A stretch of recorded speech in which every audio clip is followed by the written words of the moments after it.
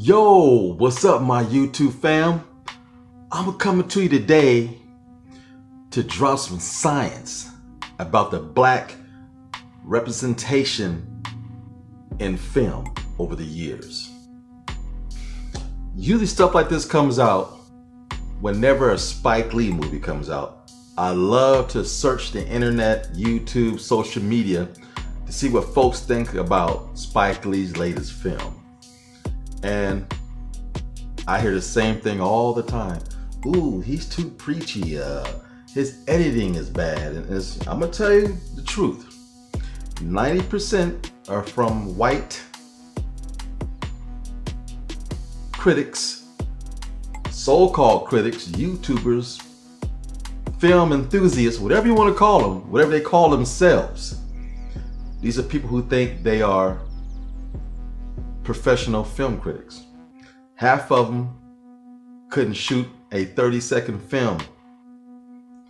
But I hear the same thing. Spike Lee's always putting these images of black and black history, and you know what? I'm glad he does. In high school, when I was growing up, there is no black history. You get a paragraph on Malcolm X. You get a paragraph maybe on Martin Luther King Jr. And that's it. Oh, but they love to talk about slavery. You don't realize true black history until you go to college and take a black history course. Then you're enlightened. But growing up, nah, we're not represented right, especially in film. And then they hear like, you know, he's not like the greats. Spike Lee is one of the greatest filmmakers of all time. He is definitely one of the most prolific filmmakers, period. I give you an example. 1986, She's Gotta Have It. 1988, School Days. 1989, Do the Right Thing. 1990, Mo Better Blues. 1991, Jungle Fever. 1992, Malcolm X. 1994, Crooklyn. 1995, Clockers. You see something here? Yeah, he's prolific. Almost every single year the man's put out a film. And twice in that span, nominated at the Oscars. Can Steven Spielberg say that? No. Martin Scorsese? No. Christopher Nolan? No. None of them. Quentin Tarantino? Hell no. And I love all those directors. But black representation, again, is the focus. Now, on Christmas Day, the day that The Hateful Eight came out, I was looking forward to that movie, and I love that movie. But I chose, me and my best friend, to see it opening day on Christmas. We went to an old school theater downtown Sacramento. This place was built way back in the day. It's prestigious, you know, old school. I love it. I always support Quentin. Love his films, love his talent, but sometimes he makes me uncomfortable. Now, opening day on Christmas, me and my buddy Charles go see this movie. I can count on 2 fingers the black people in that theater.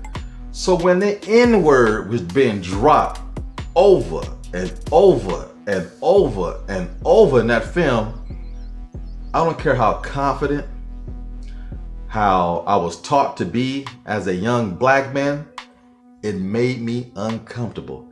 And some of the jokes came off that word.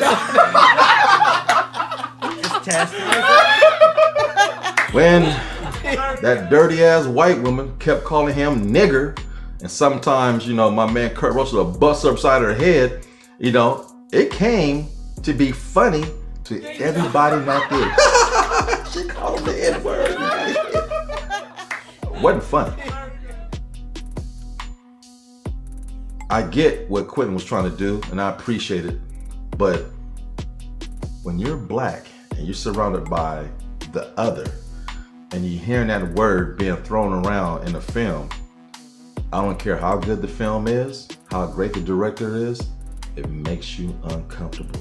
So when I see a movie by Spike Lee, like Beginning of School Days, he's playing a slave song, showing slave ships, what it was like, showing all these black heroes, it makes me feel proud. It makes me feel good. And he finds a way to make it fit within the film. Some of you critics, oh, threw me out of the film, it just didn't make sense, I didn't like it. Shut the hell up and listen. Sometimes we all need a history lesson, because let me tell you something, black history is history. It's not his story, it's history about us. And trust me, when I make films, oh, best believe I'm putting a message in every single film. Hell, Jordan Peele does it. Everybody loves Jordan Peele. Oh, Jordan Peele's the new, yeah. He does the exact same thing that Spike Lee does. Puts images subliminally in his message related to the black culture. It's just cool and hip when he does it, but not when Spike does it. Get the fuck out of here. I'm telling you, black representation is needed because we only have a handful of black directors in Hollywood. It's unfair to blacks. We have to work twice as hard to just compete on an even level.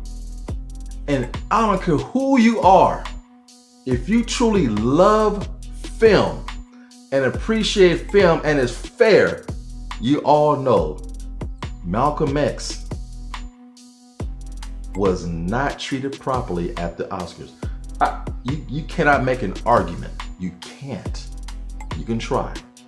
It should have won Best Picture, Best Director, and hell, yes, Best Actor for Denzel Washington. You can't tell me nothing different.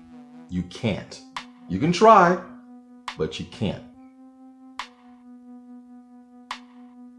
So, recently watching all these reviews on The Five Bloods.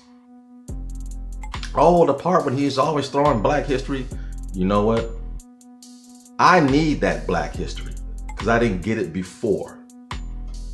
I gotta go pay money at a higher institution to learn more about myself, because before the internet, you couldn't Google anything that was black because it didn't exist.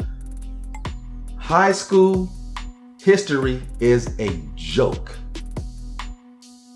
So I, for one, as a man of color who is venturing into the film industry, I love black representation. Hell, Jordan Peele was the one that called Spike Lee on the phone. Dude, I have a true story that I want to pitch to you. He goes, man, look, I'm busy. Jordan, I mean, what you got? Give me a few words. Black man infiltrates the Ku Klux Klan. Spike Lee's like, email it to me now. Jordan Peele sent that treatment of Black Klansman to him. Spike Lee and his homeboy rewrote it, put their spin on it, and that adapted screenplay, true story / book won an Oscar. So if you love one and hate the other, Jordan Peele is the next Spike Lee. He just does it in horror, and that's the difference. But y'all, had to get this off my chest. I still love you guys. Like I always say, if you don't understand me, I might offend you a little bit. But if I inspire you, then you will love me to the heart, because that's where I speak from. Till next time, peace. Stay black.